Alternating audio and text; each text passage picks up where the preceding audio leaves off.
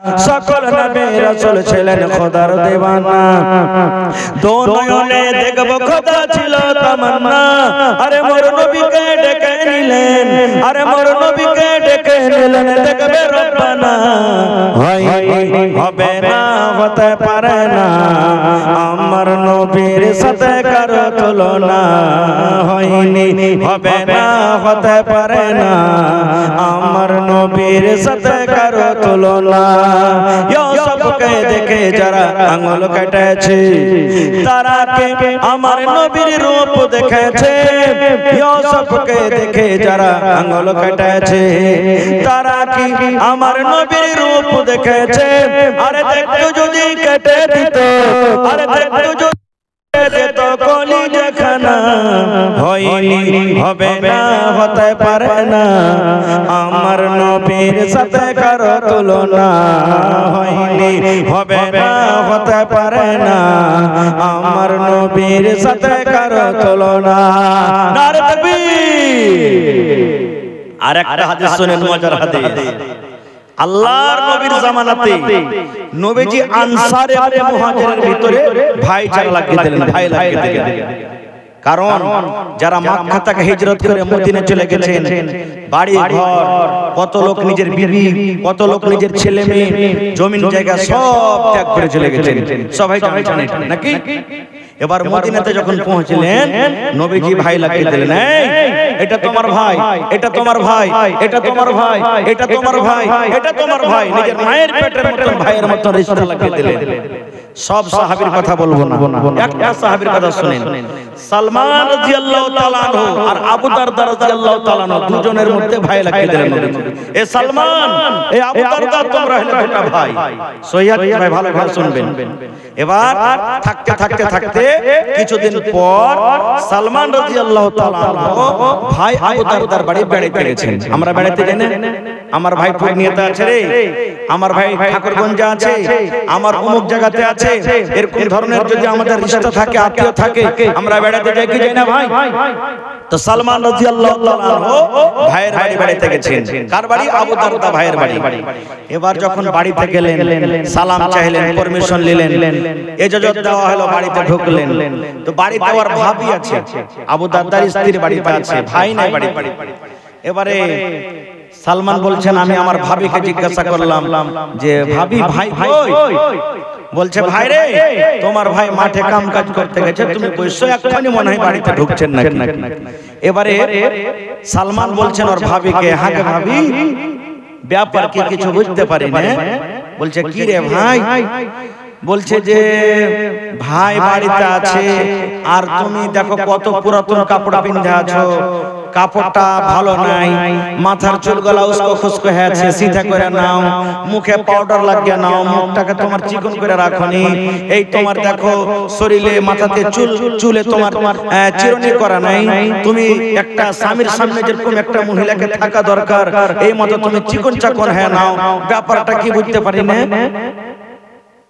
যখন কথাটা বলা এবারে আবু দারদার স্ত্রী বললেন কার জন্য আমি সাজবো রে ভাই কে আমার সাজন দেখবে কার জন্য আমি সাজবো কার জন্য আমি নতুন কাপড় পরবো কে আমার সাজ দেখবে কার জন্য আমি ভাইরে চিরুনি করব কার জন্য আমি চোখে সুরমা লাগিয়ে রাখবো কার জন্য আমি কাজল লাগিয়ে রাখবো কার জন্য আমি সেন্ট ওয়ালা তেল লাগিয়ে রাখবো কার জন্য আমি আতর লাগিয়ে রাখবো কে আমাকে দেখবে আমি কাকে এগুলা দেখাবো রে ভাই কে বলছেন আবু দারদার স্ত্রী সালমানকে বলছেন কাকে দেখাবো রে ভাই কে দেখবে আমার এগুলা চোখে সুরমা লাগা মাথাতে চিরুনি করা নতুন কাপড় পাউডার মাখা কে দেখবে কইছে কেমন কথা বলছিস কে ভাবি ভাই দেখবে বলছেন না রে ভাই না তোর ভাইয়ের তো আমার দিকে দেখার ফুরসত নাই রে ভাই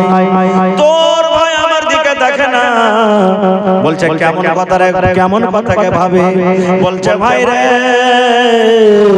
তোর ভাই আবু দারদা যে আছে জীবনে কোনোদিন রোজা ছাড়ে না রোজা চালিয়ে যায় রোজা রোজা চালিয়ে যায়, নফল রোজা চালায়। আর ভাই তুমি তো জানো মানুষ যখন রোজা করে থাকে রোজার হালাতে মানুষ বিবির সাথে মিলতে পাবে না, রোজার হালাতে মানুষ বিবির সাথে মিলন করতে পাবে না, রোজার হালাতে বিবির কাছ থেকে আলাদা হয়ে থাকতে হবে। তাইলে ভাই তুমি বলো তোমার ভাই তো দিনের বেলাতে রোজা করে থাকে, আমার কোনো খেয়াল রাখে না, আমার দিকে দেখবো করে না, আমার মানজরে আসে না, আমি কাকে দেখাবো? বলছে ভাবিকে রাতের বেলাতে তুমি সাজা থাকবে ভাইয়ের জন্য। বলছে ভাই রে রাতের বেলাতে তোমার ভাই তাহাজ্জুদের নামাজ পড়ে পড়ে রাতটাকে কাটিয়ে দেয়, আমার বিছানায় রাতের বেলাতে আসে না। তাইলে ভাই রে দিনের বেলাতে রোজা রাখি আর রাতের বেলাতে তাহাজ্জুদের নামাজ পড়ে পড়ে রাত কাটিয়ে দেয়, তোমার ভাই আমার বিছানায় আসে না। কার জন্য সাজবো? দিনের বেলাতে রোজা আর রাতের বেলাতে তাহাজ্জুদ, বিছানায় আসে না, আমার পাঞ্জরে আসে না। তখন সালমান রাদিয়াল্লাহু তাআলা বলছেন আচ্ছা এই ব্যাপার, এই হাদিস থেকে আমরা কি বুঝতে পারলাম ভাই? স্ত্রীকে কার জন্য সাজতে হবে একটু বলেন তো আপনারা মুখ খুলে জোরে বলে। স্বামীর জন্য নাকি? কিন্তু আপনাদের এলাকাতে আছে কিনা জানি না, বেশিরভাগ এলাকাতে আমাদের এলাকাতে দেখতে পাচ্ছি পুরুষের জন্য মহিলারা কম সাজবে নাকি। এই যে দেখেন জালসা শুনতে এসে ফের মা খালরা রাগ দেখো, জালসা শুনতে এসে সুবহানাল্লাহ নতুন কাপড় পিনতে এসে কুটুম বাড়ি যাবে, বাড়িতে হাজী আব্দুল্লাহর মা কাল যাবো আর বাড়ি বাড়িতে ভাইয়ের বাড়ি যাবো, মায়ের বাড়ি যাবো, বিয়ের বাড়ি যাবো, বেড়াইতে এখানটা নতুন কাপড় গালা দিবে নাকি না? বরযাত্রী যাবে, বরযাত্রী যায় মহিলারা, বরযাত্রী যাবে হাজী আব্দুল্লাহর বিয়ে লেগেছে কাল যাবো যাবো, এখানটা ভালো কাপড় গালা নেই তো কি পিন্ধে যাবো? 1000 টাকা দামের শাড়ি কিনে দিবে, ও বিয়েকে দেখাতে যাবে, কিন্তু নিজের পুরুষ যে টাকা দিয়ে কিনলে ওকে কিন্তু দেখাবে না, ওর সামনে ওই কালো ঝালো মাখা ছিনা কাপড়টা পিন্ধে থাকবে। এ আমার মায়েরা খালারা না, স্বামীর জন্য আপনি হিরোইন হয়ে থাকেন, ঠোঁটে ঠোঁট পালিশ লাগান, আপনি পাউডার লাগান, মুখে কাজল লাগান, সুরমা লাগান, সিটা করে থাকেন, সেন্ট মেরে থাকেন, দামি দামি তেল মেখে থাকেন, স্বামীর জন্য যত সাজতে পারবেন কোনো মানে নেই সেজে থাকেন। কিন্তু ভাইয়েরা কো বলবো কত ভাই কাঞ্জসি করবে, ওকে সাবুনও কিনে দিবে না, পাউডারও কিনে দিবে না, তেলও কিনে দিবে না, সেন্টও কিনে দিবে না, ভালো মতন আর ইচ্ছা মতন কিছু কিনে দিবে না, বকিলি করবে, তো কেমন করে স্ত্রীটা সাজবে রে ভাই? এজন্য ভাইয়েরা কো বলবো যে নিজের স্ত্রীকে ভালো ভালো ভালো ভালো ভালো কিনে দিবেন, যাতে আপনি অপারবেন ছেলে দেখে যেমন আপনার মনটা আগা পিছা করছে, আরে আমার স্ত্রীটা যদি বাড়িতে আমার এরকম থাকতো তো কত ভালো হতো, তো আপনি আপনার স্ত্রীকে দিবেন ভালো ভালো কিনে, আপনার জন্য রেডি থাকবে। খের যাও, তো যখন বললেন যে ভাই কার জন্য সাজবো, তোমার ভাই আবু দারদা দিনের বেলাতে রোজা করে আর রাতের বেলাতে তাহাজ্জুদ নামাজ পড়ে, যখন কথাটা বললেন তখন বললেন ঠিক আছে। ইতিমধ্যে আবু দারদা বাড়ি চলে এসেছেন, আসার পর তোমার বলছেন আসসালামু আলাইকুম। ওয়ালাইকুম আসসালাম। আরে বলতে ভাই এসেছে, সালমান ভাই এসেছে, গলায় গলায় মিলিয়ে তখন বলছেন স্ত্রীকে ভাইকে খাইতে দাও, সালমান ভাইকে খাইতে দাও। বলছে খাইতে দিয়েছি, কিন্তু তোমার ভাই বলছে যে ভাই আবু দারদা বাড়িতে আসবে তাহলে খাবো না, বলছে খাইতে দাও, খাইতে দিয়েছে। দেওয়ার পর তখন আবু দারদা বলছেন ভাই তুমি খানা খাও ভাই, বলছে তুমি আইসো, বলছে তুমি আইসো, বলছে না ভাই আমি খাবো না, বলছে কেন? বলছে আমি রোজা করে আছি। বলছে কেমন রোজা? বাকি রোজা হতো না। বলছে কেমন রোজা? বলছে নফল রোজা। এবার যখন কথাটা বলা সালমান রাদিয়াল্লাহু তাআলা বললেন ও ভাই আবু দারদা তোমার বাড়িতে কুটুম হয়েছে রে ভাই রে, তুমি যদি আমার সাথে খানা না খাও আমি সালমান তোমার বাড়িতে খানা খাবো না। তুমি আমার সাথে খানা খাও তাহলে আমি খাবো, আর যদি তুমি আমার সাথে খানা না খাও আমি সালমান তোমার বাড়িতে খানা দূরের কথা এক টক পানিও আমি পান করব না। যদি আমাকে খেতে চাও ভাইরা তোমাকে আমার সাথে খানা খেতে হবে। বলছে আরে ভাই আমি রোজা করে চলে ছেড়ে দাও, রোজা রোজা ছেড়ে দিলেন, রোজা নফল রোজা ছেড়ে দিলেন। এবার দুই ভাই খানা খাওয়া হলো, দিন কেটে গেল, এবার সন্ধ্যা হলো, মাগরিবের নামাজ হয়ে গেল, এশারের নামাজ হয়ে গেল। এবার এশারের নামাজ পর আবু দারদা সালমানকে বলছেন সালমান ভাই রে এই রুমটার ভিতরে তুমি আরাম করো। আর আমি মসজিদের ভেতরে চললাম তাহাজ্জুদের নামাজ পড়তে। বলছে যেতে পাবে না এখনো। আমি কি তাহাজ্জুদের নামাজ পড়বো না? আমিও নামাজ পড়বো। এখানে তাহাজ্জুদের নামাজের টাইম হয়নি। আপনারা জানছেন যখন কোন ছেলেরা নতুন বিয়ে করে বাড়িতে দাদি কিংবা নানি কিংবা ভাবি কিংবা চাচাতো বোন ওর হাত খানটাকে ধরে নতুন বাসর ঘরে ঠেলে দেয়, এরকম হয় না যে যা রাত কাটা এখন আরামের রাত কাটা, তুই আরামের ঘুম ঘুমা। এই মতো সালমান রাদিয়াল্লাহু তাআলা আনহু তার হাত খানটাকে ধরে যে ঘরে ওর ভাবি আছে দিলে ঠেলার ভিতর থেকে ঠেলে দিলে আর দিয়া বলছে যাও তুমি আরাম করো, যখন নামাজের টাইম হবে আমি তোমাকে জাগিয়ে দেব। এবার বান্দরে আমার হযরত আবু দারদা রাদিয়াল্লাহু তাআলা আনহু বললেন এই করে করে রাত 9টা হয়ে গেল, 10টা হয়ে গেল, 12টা হয়ে গেল, মিয়া বিবির আমাদের মিলন হলো, মিয়া বিবির আমাদের সহবাস হলো। ঠিক রাত 1টা 2টা যখন হয়ে গেল, এবার সালমান আমাকে বাইরে থেকে দরজাতে ধাক্কা দিয়ে বলছে ভাই আবু দারদা এখন তুমি উঠে যাও রে ভাই, এখন নামাজের টাইম হয়ে গেছে, এখন ভাই তুমি বিছানা ছেড়ে দাও, এখন নামাজের টাইম হয়ে গেছে রে ভাই, তুমি এখন উঠে যাও। এবার আবু দারদা বললেন আমি ফরজ গোসল করলাম, ফরজ গোসল করার পর আমরা ভাই তাহাজ্জুদের নামাজ পড়লাম।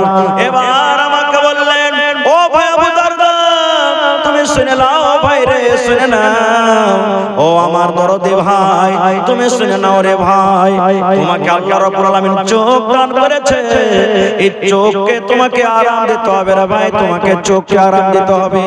আল্লাহ তোমাকে যে বডি দান করেছেন এই বডিকে আল্লাহ আরাম করার জন্য দিয়েছেন, আরামও করতে হবে।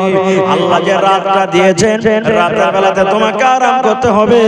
আল্লাহ তোমাকে সুন্দর গোলাপ ফুলের মতন স্ত্রীটা দিয়েছে, স্ত্রীর তোমাকে হক আদায় করতে হবে, স্ত্রীর পাঞ্জরে তোমাকে ঘুমাইতে হবে, স্ত্রীর পাঞ্জরে তোমাকে ভালো মন্দ গল্প করতে হবে। তোমার বাড়িতে যদি মেহমান চলে আসে মেহমানের সাথে তোমাকে খানা খেতে হবে, মেহমানের সাথে ভালো মন্দ গল্প করতে হবে। তুমি আল্লাহর হক আদায় করবে, মেহমানের তুমি হক আদায় করবে না, তুমি বিবির হক আদায় করবে না, তুমি চোখকে আরাম দেবে না। সমস্ত হককে বাদ দিয়ে তুমি যদি এক আল্লাহর হক আদায় করো এরপর ইবাদতে আল্লাহ রাজি হবে না, এরপর ইবাদতে আল্লাহ রাজি হবে না, এরকম ইবাদতে আল্লাহ রাজি হবে না। যাও তোমাকে চোখকে আরাম দিতে হবে, মেহমানের হক আদায় করতে হবে, বিবির হক আদায় করতে হবে, সমস্ত কিছুর হক আদায় করতে হবে, তাহলে তোমার আমল আল্লাহর কাছে কবুল হবে। না হলে সমস্ত লোকের হক বাদ দিয়ে তুমি এক আল্লাহর হক আদায় করবে, এরকম ইবাদতে আল্লাহ রাজি হবে না। আবু দারদা বলছেন ফজরের নামাজের পর আমি নবীর কাছে চলে গেলাম, আর আমার সাথে যা ঘটনা ঘটেছে নবীকে সব কথা আমি বলে দিলাম। এবার নবী তখন বলছেন আবু দারদা সাদাকা সালমান, সালমান ঠিকই বলেছে তোমাকে, ঠিকই তোমাকে বলেছে। তো ভাই আমার এই হাদিস থেকে বুঝতে পারলাম কি ইবাদত বান্দেগি করতে গেলে আল্লাহ তাবারাক ওয়া তাআলা রাসূলের অনুসরণ করে করতে হবে। আমরা কার হক করব আর কার হক করে আল্লাহর ইবাদত করব, এর ইবাদত আল্লাহ কবুল করবেন না। আরেকটু আগে চলেন, আপনাদের এলাকাতে আপনাদের এই এলাকাতে মহিলারা ঈদ বকরিদের নামাজ কোথায় পড়েন ভাই? ঈদগাহে না মসজিদে? জোরে বলেন। মসজিদের ভিতরে নাকি? এই মসজিদে পড়ার কিন্তু প্রমাণ নেই। মহিলাদের ব্যবস্থা করতে হবে আপনাদেরকে, মহিলাদের ব্যবস্থা করতে হবে। এবং মা খালাদেরকে বলবো এ আমার মায়েরা খালারা আপনাদের জন্য একটা খুব মজার হাদিস নিয়ে যাচ্ছি গে মা। আল্লাহর নবীর জামানাতে এক মহিলা সুবহানাল্লাহ নিজের স্বামীর উপরে কেস করতে চলে গেছেন। আজকে ভাই ভাই লড়াই হয়, ভাই ভাই ঝগড়া হয়, মানুষ কেস করতে যায় থানাতে কোর্টে। নবীর দরবারে এক মহিলা নিজের পুরুষের উপরে কেস করতে চলে গেছেন। কেমন কেস? আমাকে ভাত কাপড় দেয় না, জি না। আমাকে ভালো মন্দ খেতে দেয় না, জি না। আমাকে বাড়ি বাড়ি খরচ করে, জি না। কিসের কেস? এই আমার মায়েরা খালারা ভাইরা শুনেন, সেই মহিলা বলছেন আমার স্বামীর নাম হলো সাফওয়ান বিন মুআত্তাল, আমি স্বামীর ব্যাপারে নবীর দরবারে কেস করতে গেলাম। কেস করতে যদি যাচ্ছি দেখছে নবীর পাঞ্জরে আমার স্বামী বসে আছেন। আপনারা যেমন বসে আছেন, নবীর জামানাতে মজলিস লেখা আছে, সেই মহিলা বলছেন আমি চলে গেলাম ভালোভাবে পর্দাশীল হয়ে নবীর দরবারে। এবার দেখছি আমার স্বামীও কিন্তু নবীর পাঞ্জরে বসে আছেন। এবার মনে মনে বলছেন আল্লাহ, যার ব্যাপারে কেস করব সে কেস নিয়ে এসেছি, সে আমার স্বামী তো নবীর পাঞ্জরে বসে আছে, আল্লাহ কি করবে এখন? বলছেন না, যা হবে পরে হবে, কিন্তু আমি নবীর দরবারে এসেছি শেকাত করে যাব। কি শেকাত? সে মহিলা বলছেন আসসালামু আলাইকুম ওয়া রাহমাতুল্লাহ। আল্লাহ রাসূল বলছেন ওয়া আলাইকুম আসসালাম ওয়া রাহমাতুল্লাহ। কি ব্যাপার? এই আমার মায়েরা, খালারা, ভাইয়েরা শুনেন। এবারে সেই মহিলা বললেন ইয়া রাসূলুল্লাহ, আল্লাহর নবী গো, আমার স্বামী সাফওয়ান বিন মুআত্তাল গো, নবী যে আপনার পাঞ্জরে বসে আছে, নবী গো তার ব্যাপারে তিনখানা আমি শিকায়ত নিয়ে এসেছি। এই যে আমার স্বামী সাফওয়ান বিন মুআত্তাল আপনার পাঞ্জরে বসে আছেন, তার ব্যাপারে তিনখানা আমি কেস করতে এসেছি গো নবীজি। এক নম্বর কেস হলো, আমি যখন নামাজ পড়ি, আমি নামাজ যখন পড়ি, হয়তো আমি তাশাহুদে থাকি, কিংবা হয়তো আমি রুকুতে থাকি, কিংবা নামাজ আমি দাঁড়িয়ে থাকি, নবী গো আমার স্বামী আমাকে নামাজের হালাতে মারে, আমাকে কিলের বাড়ি মারে, আমাকে ফাটের বাড়ি মারে, নামাজের হালাতে আমাকে মারে, আর বলে বিবি রে নামাজ ছেড়ে দে, তোকে নামাজ পড়তে হবে না। দুই নম্বর নবী গো, আমি যখন রোজা রাখি, আমার রোজাটাকে ভেঙে দেয়, ছাতু মুখে দিয়ে দেয়, কিংবা পানি দিয়ে দেয়, কিংবা মুখে খাজর দিয়ে দেয়, কিংবা নবী গো আমাকে আগে থেকে বিছানার দিকে আমাকে উঠিয়ে নিয়ে চলে যায়, আর বিছানায় উঠিয়ে নেওয়ার পর আমার সাথে সহবাস করার পর আমার রোজাটাকে ভেঙে দেয়। নবীর তিন নম্বর শিকায়ত হলো, আমার স্বামী সাফওয়ান ফজরের নামাজ পড়েন যখন সূর্য উঠে যায়। কয়টা হলো? তিনখানা কেস হয়ে গেল। এক নম্বর রাসূল বললেন, সেই মহিলা বলছেন নবী গো আমি নামাজ পড়ি, আমার স্বামী নামাজের হালাতে মারে, আর বলে বিবি রে নামাজ ছেড়ে দে। দুই নম্বরে আমার মাকে খাজর দিয়ে কিংবা পানি দিয়ে, কিংবা আমাকে বিছানায় উঠিয়ে নিয়ে চলে যায়, আর যাওয়ার পর আমার রোজাটাকে ভেঙে দেয়, আর বলে বিবি রে না তোকে রোজা রাখতে হবে না। তিন নম্বরে নবী গো আমার স্বামী ফজরের নামাজ পড়ে যখন সূর্য উঠে যায়, সূর্য ওঠার আগে আমার স্বামী ফজরের নামাজ পড়ে না। সুবহানাল্লাহ, তিন দিন শিকায়ত হয়ে গেল। এবার নবীজি তার স্বামীকে বলছেন সাফওয়ানকে, আরে বাবা সাফওয়ান, তোমার স্ত্রী তোমার ব্যাপারে 3 ঘন্টা শিকায়ত করেছে, কেস করেছে, এগুলা কেমন করে বাবা, সত্য না মিথ্যা? এই জামানার যদি আমরা পুরুষ হতাম তো কি বলতাম? চোখ মুখকে লাল করে একবারে দাঁত কোটাকে একবারে কড়মড় করে বলতাম, হালের বেটি হালে তোকে কাপড় দিচ্ছি, খাইতে দিচ্ছি, পিনতে দিচ্ছি, আর তুই আমার ব্যাপারে সেফেট করতে দিচ্ছিস, চল তোকে বাড়িতে যা, তোকে দেখছি ধুর মুজে তোকে ধুর। এই কথাটাই বলতাম। কিন্তু রে সুবহানাল্লাহ, যার সিনাতে কোরআন, যার ভিতরে আল্লাহর ডর, জাহান্নামের ডর, সেই সাহাবী বলছেন আল্লাহ আজকে যদি আমি মিথ্যা কথা বলে দিই না, নবীজি আমার স্ত্রী যা বলছেন সব মিথ্যা কথা, কিন্তু আল্লাহ রে যেদিন আল্লাহ রাব্বুল আলামিন কোরআনে বলে কিয়ামত কায়েম করবে, আল-ইয়াউমা নাখতিমু আলা আফওয়াহিহিম ওয়া তুকাল্লিমুনা আইদিহিম ওয়া তাশহাদু আরজুলুহুম বিমা কানু ইয়াকসিবুন। আল্লাহ কিয়ামতের দিন মানুষের মুখে মোহর লাগিয়ে দেবেন, আল্লাহ সেই মোহর মুখে লাগিয়ে দিবেন, মানুষের মুখে কথা বলতে পারবে না, মানুষের হাতে সেদিন কথা বলবে, পায়ে গাওয়া দিয়ে দিবে, বিমা কানু ইয়াকসিবুন, যা দুনিয়াতে আমরা আমল করব। এইবারে সেই সাহাবী বলছেন হুজুর আমার স্ত্রী আমার ব্যাপারে যা বলেছেন সব ঠিক বলেছেন, একটা মিথ্যা নয়, একটা মিথ্যা নয়, যা বলেছে আমার ব্যাপারে সব সত্য বলেছে। এবার নবীজি বলছেন, আরে বাবা নামাজটা হচ্ছে আল্লাহর একটা ইবাদত, তো নামাজের হালাতে তোমার স্ত্রীকে কেন মারো রে বাবা? নামাজের হালাতে তো বিবিকে মারতে হয় না, কেন তোমার বিবিকে নামাজের হালাতে মারো? রে আমার মায়েরা, খালারা শুনেন। এইবারে সেই সাহাবী বললেন, ইয়া রাসূলুল্লাহ আমি অবুঝ নই, আপনার একজন সাহাবী। আমি পাগল নই গো নবীজি, আমিও জানি শরীয়ত, জানি শরীয়ত বুঝে গো নবীজি, কিন্তু এই জন্য আমি মারি নবী গো। আমি একটা গরিব মানুষ গো নবীজি, আমি মাঠে কামে কাজে চলে যাই, খাজুর গাছে আমি পানি দিই, আমি খাজুর গাছ নিড়াই, খাজুর গাছে আমি দাওয়াত দিই। সারাদিন মাঠে কাম কাজ করার পর যখন সন্ধ্যাবেলাতে বাড়ি আসি, আমার স্ত্রী আমাকে সন্ধ্যাবেলাতে খাবার দিয়ে দেয়, আমি খাবার খাই। अस्सलाम वालेकुम। मैं आप सबों को ये जहन नशीन कर दूं कि हमारे शेख अब्दुल गफ्फार साहब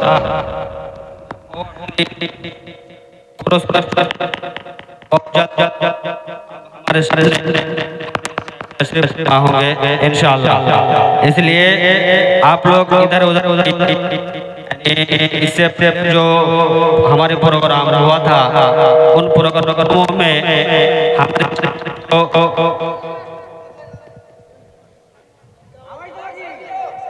आवाज देखिए। मैं आप सबों को बता दूं कि इससे पहले भी हमने प्रोग्राम किए थे, तो शेख मुनीरुद्दीन साहब की तशरीफ आवारी नहीं हो चुकी थी, इसी कारण तो उसी लेके लोगों के जहन में है कि शायद इस बार भी गफ्फार साहब नहीं आ रहे हैं। तो नहीं, ये आप लोगों को मैं यकीन दिला रहा हूँ कि पौवा खली वो क्रोस कर चुके हैं, बस चंद मिनट में अब हमारे सामने अब्दुल गफ्फार साहब। তো ভাই আমার এবার সে সাহাবী বললেন, ইয়া রাসূলুল্লাহ, আমি একটা গরিব মানুষ, সারা দিন মাঠে কাম কাজ করে গো নবীজি, এবার সন্ধ্যাবেলাতে যখন বাড়ি আসি, আমার স্ত্রী আমাকে খাবার দিয়ে দেয়, আর আমাকে বলেন, স্বামী গো এবারে আপনি বিছানায় ঘুমিয়ে যান, এবার আপনি বিছানায় শুতে যান। এবার আমার স্ত্রী কি করে, এশারের নামাজের পড়তে শুরু করেন, এশারের নামাজের পর তাহাজ্জুদ পড়তে শুরু করে।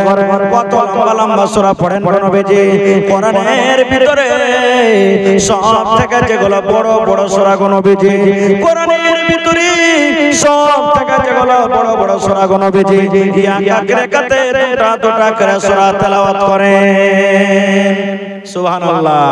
আপনারা জানছেন কোরআনের ভিতরে সূরা বাকারা লম্বা সূরা, সূরা আল ইমরান বড় সূরা, সূরা মায়েদা বড় সূরা, সূরা নিসা বড় সূরা। নবী গো 4 পারা কিংবা 4.5 পারা করে কোরআন এক এক রাকাতে তেলাওয়াত করেন। এবার আপনি বলেন তো, এক রাকাতে যদি 4 পারা করে কোরআন তেলাওয়াত করেন, তাহলে 2 রাকাত পড়তে কত সময় লাগবে, 3 রাকাত পড়তে কত সময় লাগবে, 4 রাকাত পড়তে কত সময় লাগবে? এই করতে করতে কোনদিন রাত 2টা হয়ে যায়, কোনদিন রাত 12টা হয়ে যায়, কোনদিন মুয়াজ্জিন সাহেব ফজরের টাইমে আযান দিয়ে দেয়।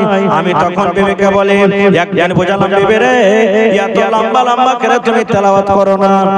আমার বিবি শোনো, আমি একটা গরিব মানুষ, মাঠে আমি কাম কাজ করি, তুমি আমার বিছানাতে তুমি আইছো, আমার বিছানায় তুমি আরাম করো, ওখানে তুমি একটু ঘুমো, আমার মাথাতে একটু তেল দিয়ে দাও, গা হাতে তুমি একটু তাল দিয়ে দাও, গা হাতে তুমি একটু মালিশ করে দাও।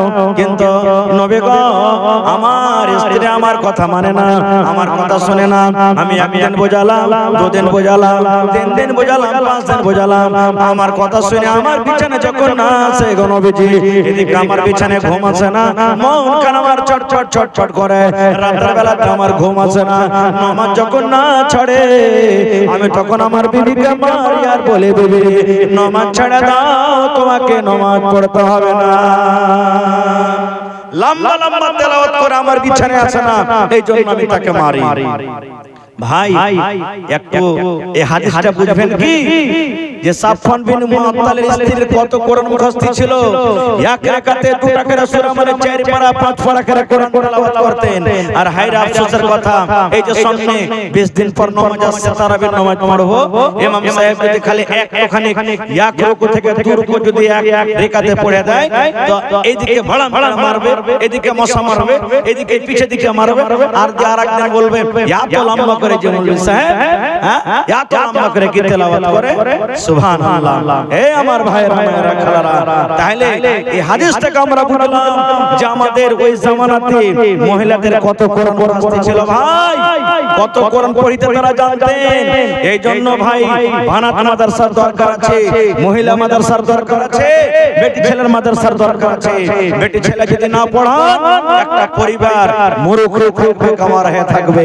একটা পরিবার নিজের ছেলে মেয়েকে ভালোভাবে কিভাবে চালাবে সে কিন্তু জানতে পারবে না।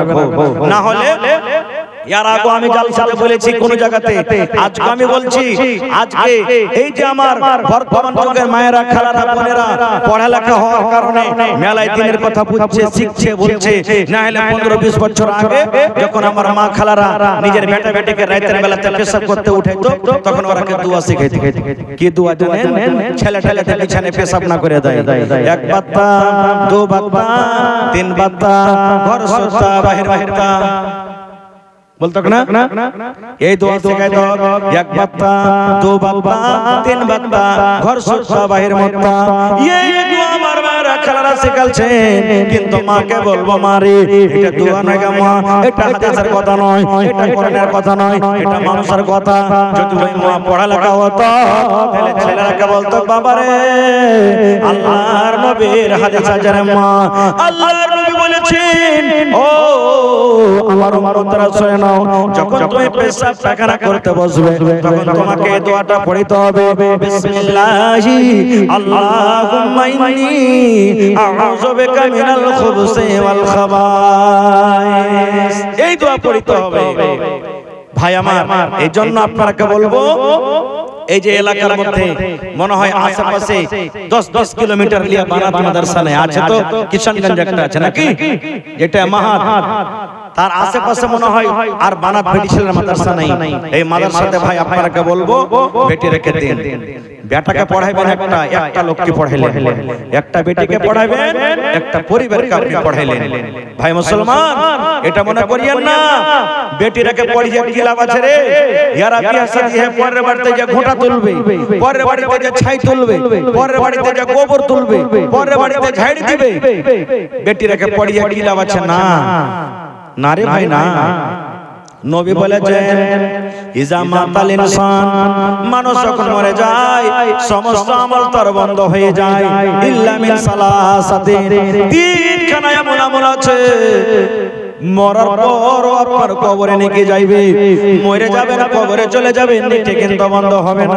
তার মধ্যে একটা হলো ওয়ালাদুন সালিহুন ইয়াদউ লাহু, আপনার দুনিয়াতে বেটা আছে, দুনিয়াতে আপনার বেটি আছে, নেক সন্তান দুনিয়াতে আছে, আপনি যখন মরে কবরে চলে যাবেন ওই বেটি যখন বলবে আল্লাহ, ওই বেটা যখন বলবে মাবুদ রে আমার আব্বা জান আমাকে কোরআন পড়া শিখিয়েছেন, আমার আব্বা জান আমাকে হাদিস পড়া শিখিয়েছেন, ওই বেটা যখন বলবে রব্বুল আলামিন আমার আব্বা জান কত কষ্ট করে খেটে খেটে আমাকে পড়িয়ে লিখিয়েছে, আল্লাহ আমার আব্বা জান দুনিয়াতে নাই, আজকে আমার মা দুনিয়াতে নাই, তারা কবরের ভিতরে শুয়ে আছেন, আল্লাহ রব্বুল আলামিন আমি তার বেটা কিংবা বেটি দোয়া করে আমার বাবার জীবনে যদি কোনো গুনাহ হয়ে থাকে আল্লাহ তার জীবনের গুনাহকে maaf করে দাও রব্বুল আলামিন, আল্লাহ তোমার নাম হলো গফফার, আল্লাহ তাদের গুনাহকে maaf করে তুমি তাদের কবরে জান্নাতের বিছানা দিয়ে দাও। দয়ার রাসূল বলেছেন উম্মতরা যখন তোমার নেককার বেটা বেটিরা এইভাবে তোমার জন্য দোয়া করবে ওই দোয়াটা আল্লাহ রব্বুল আলামিন অনলাইন তাদের কবরে আল্লাহ পৌঁছে দেবে। ভাই আমার তাহলে সেই মাদ্রাসার সরকার হলেন আপনারা, এই মাদ্রাসাতে সরকারি সহযোগিতা কিছু আসে না, মাদ্রাসার মালিক মাদ্রাসার সরকার হলেন আপনারা। তো মাওলানা আব্দুল গফফার সাহেব চলে আসছেন, বাস 10 থেকে 15 মিনিটে ভাই আপনারা যত যে পেরেছেন দান করেছেন। আমি একটা লোককে আবদার করছি, আমি বানাতের ভিতরে গেছিলাম ঘুরে দেখলাম সুবহানাল্লাহ মোটামুটি 200 এর উপর বলছেন মাওলানারা, যেখানে মেয়েরা পড়ালেখা করছে, বেটিরা বোনেরা পড়ালেখা করছে। কত খুশির কথা ভাই, আজকে যদি বানাত মাদ্রাসা না থাকতো তাহলে আজ আপনি জালসাতে আসতে পারতেন না, কারণ বানাতের জন্য জালসা, বানাতি না থাকলে জালসাই হতো না। এইজন্য এটা একটা আল্লাহ রাব্বুল আলামিনের এই গ্রামওয়ালার এলাকার মধ্যে একটা খুব বড় রহমত আল্লাহ নাযিল করেছেন, নিয়ামত দিয়েছেন। তো ভাই আমার এই বানাত মাদ্রাসার জন্য দেখি কোন আল্লাহর বান্দা আছেন 100 সেফটি বালু দান করতে পারবেন?